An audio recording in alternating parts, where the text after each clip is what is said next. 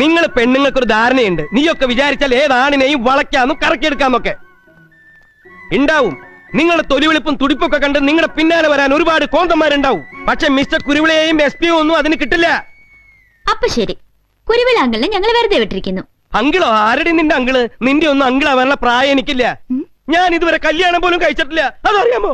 അയ്യോ, കല്യാണം കഴിഞ്ഞിട്ടില്ലെന്ന്? അപ്പൊ നിങ്ങളെ ഞങ്ങൾ ലൈനിടും. എന്താന്ന്?